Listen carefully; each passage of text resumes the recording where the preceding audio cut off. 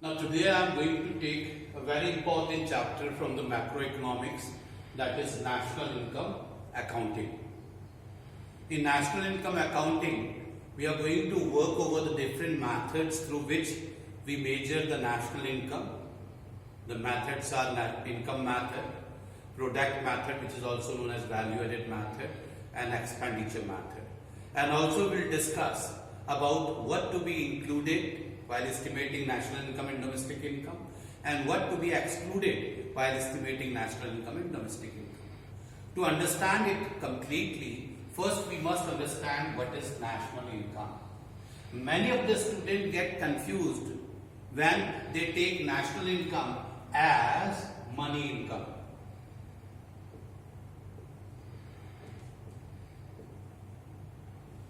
Just for your information, national income is not money income.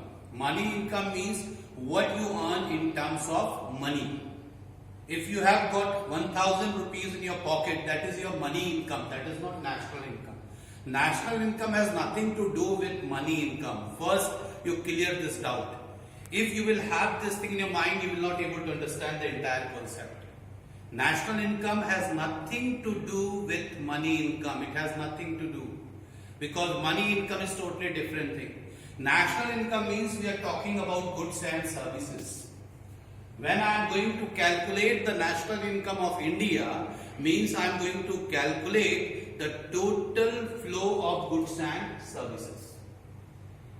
But one thing very minute, which you have to be very clear about it, when we talk about flow of goods and services, we take the flow of only final goods and services. It means that there is some classification of goods and services. So first we'll focus on the classification of goods and services, and then we'll come to the point why we add here only final goods and services. But one thing is clear, that national income means the flow of final goods and services. It has nothing to do with money income. It is focused on goods and services. Now we are going to discuss the classification of goods and services. Why we are going for this classification of goods and services? To understand that what are the different types of goods, so that we can make out that why in national income we talk about only final goods and services. So if you go to the classification of goods and services, you move to the market and just see the people who are going to purchase the goods and services and what are their objectives. You'll find a set of people, they are purchasing different goods and services for the self-satisfaction, or for the satisfaction of their relatives, for the satisfaction of their family members. It means they are household. They are household, or we call them consumers. So what is their objective behind purchasing different goods and services? To satisfy wants. And when they do so, what we call it? Consumption. And who is going to do that consumption? Consumer. That's why they are called consumer goods. So first set of people in the market, they are purchasing different goods and services to satisfy wants. What we call them? Consumers or household. And the act is called consumption. And the goods and services used by them is called consumer goods and services.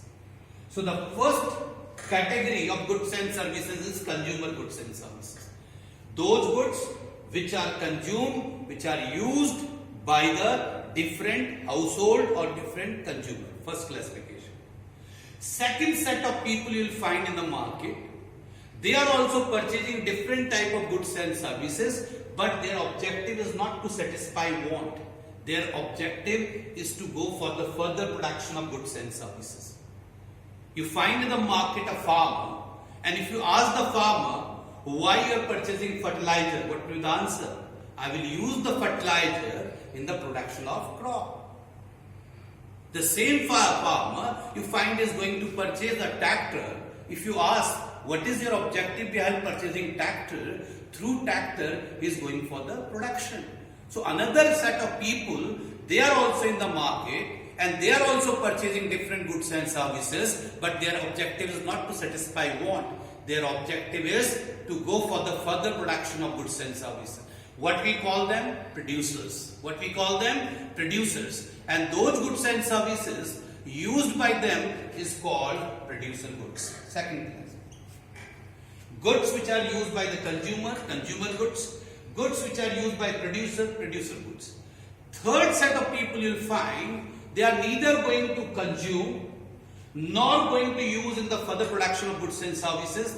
They are purchasing for resale. They are called dealer or retailer. You'll find a person standing in a wholesale shop and he has placed the order for 10 machines. He has placed the order for 10 machines, right? Stitching machines. And if you inquire him, why you are purchasing 10 stitching machine, the answer is, I will take to my shop and then I will sell further. So what is his objective? Why he is purchasing? He is purchasing for resale. Third sector. So there are three group of people. One, who are going to purchase the goods and services for the satisfaction. Second, for the further production of goods and services. Third, for resale. Those who are purchasing the goods and services for the satisfaction of want, all those goods are called consumer goods. Further, the consumer goods are divided into four parts. First, the goods which are used by the consumer again and again for a very long period. If a consumer is going to purchase the air conditioner or TV from the market, how long he is going to use it? He is going to use it again and again for a very long period, 10 years or 15 years. Such goods are called durable goods. Right? Second category of the goods, they are also used again and again, but they have got a short life. Like crockery, cloth, the life is 1 year, 2 years. So those goods which are taken by the consumer, again and again used, but their durability is very short, is called semi-durable goods. Third, those goods which are having single use, means one act they have, one time use is there. If the consumer is going to purchase the ice cream, so in one act, the commodity is going to finish. That is called non-durable goods. The example of durable goods, consumer is going to purchase refrigerator.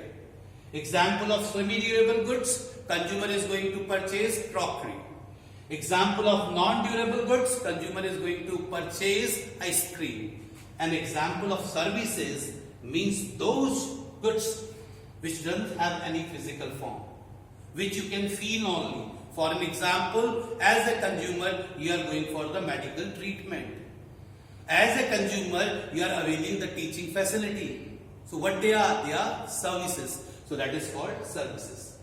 So what are the example of services for the consumer? The example is consumer is taking education, consumer is taking medical facility, consumer is taking transport facility, consumer is taking banking facility. These all will be categorized as services. And here, in case of producer goods, the producer is using two types of goods.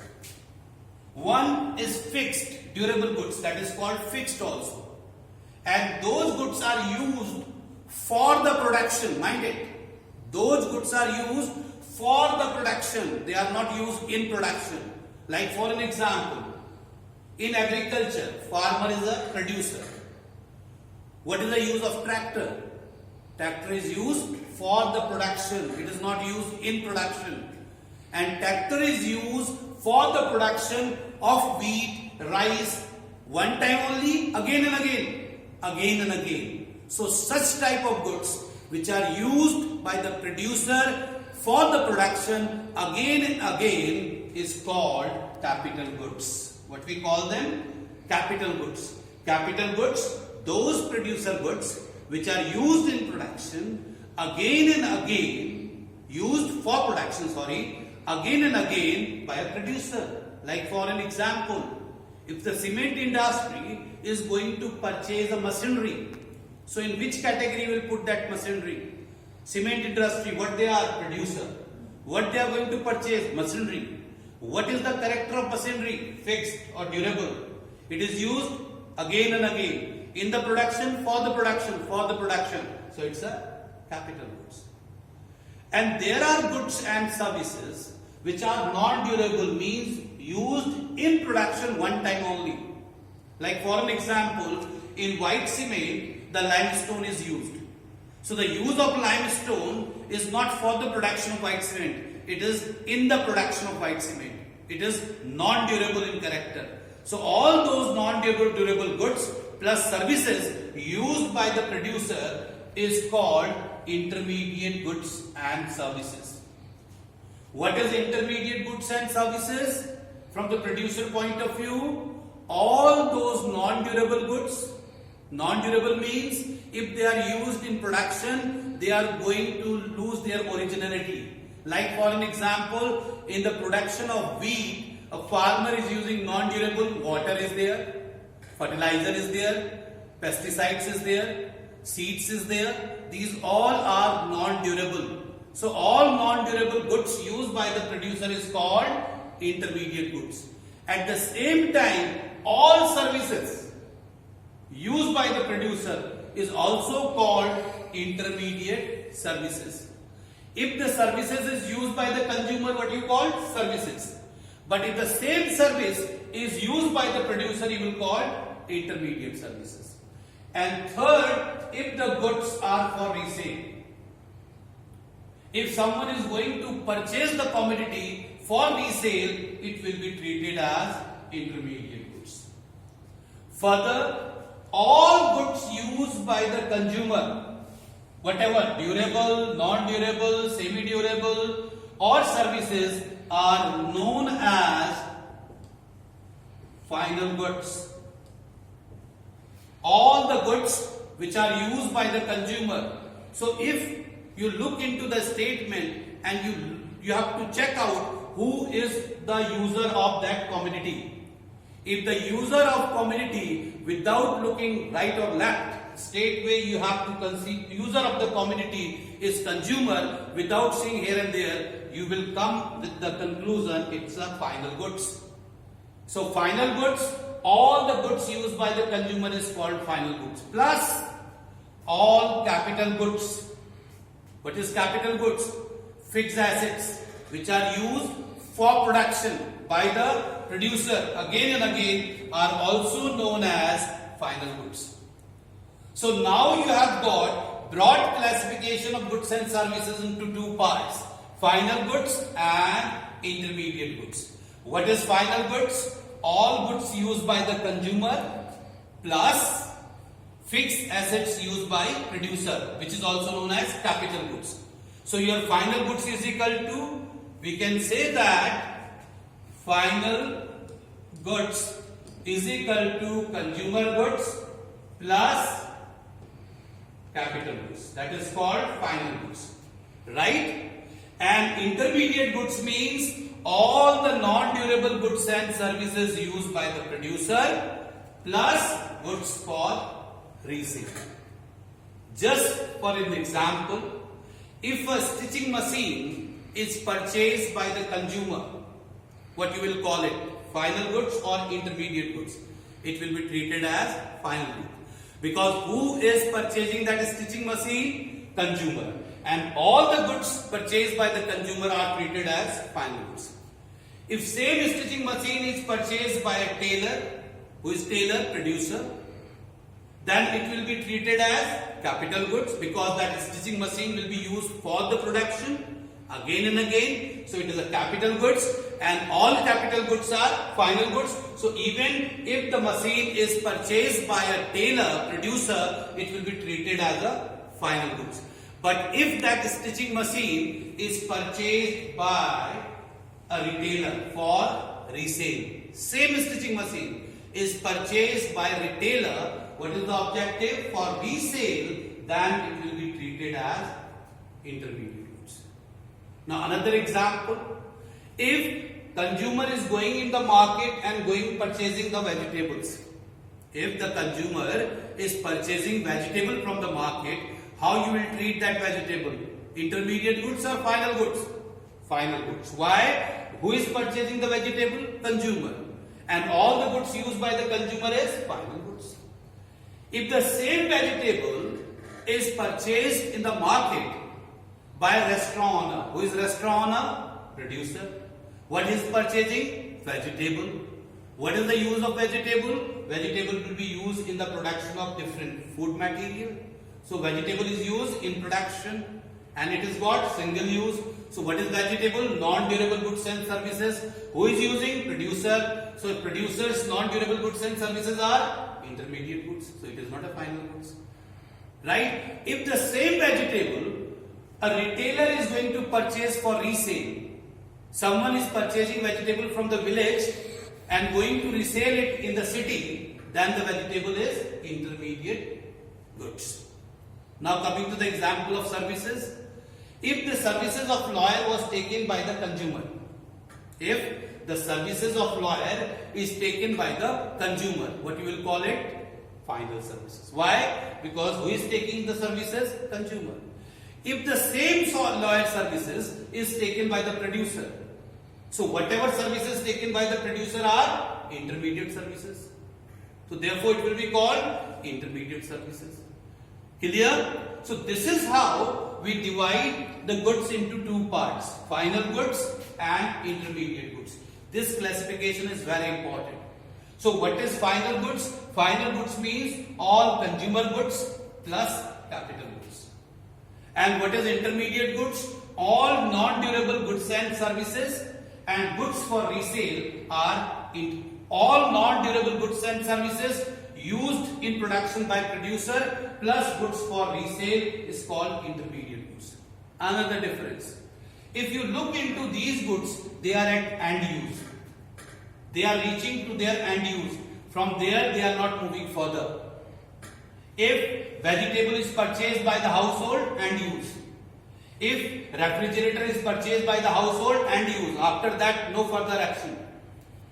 If machinery is purchased by the producer, it is going to remain with the producer only, end use. So all goods which are at their end use, that is called final goods. But intermediate goods means they are going further. Raw material will be converted into white cement and we don't know where the white cement will go. Goods for resale, we don't know who is going to finally use it. So they are not at end use. So the goods which are at their end use called final goods. And the goods which are not at their end use is called intermediate goods. Third difference. These goods are out of production now. So we say final goods are out of production boundary. Now they are not in the production, inside the production boundary. And intermediate goods are within the production boundary. So what is the difference between final goods and intermediate goods? Final goods, all consumer goods plus capital goods. Intermediate goods, all non-durable goods and services used by producer and goods for resale. Final goods, goods at their end use. Intermediate goods, goods are not at their end use. Goods outside the production boundary, final goods. Goods within the production boundary, intermediate goods. Now the next question is, why we use here only final goods? Why we are not calculating the flow of final plus intermediate goods? The answer is, if we include all type of goods, there is a possibility that we may include the value of one good more than one time. That is called double counting problem.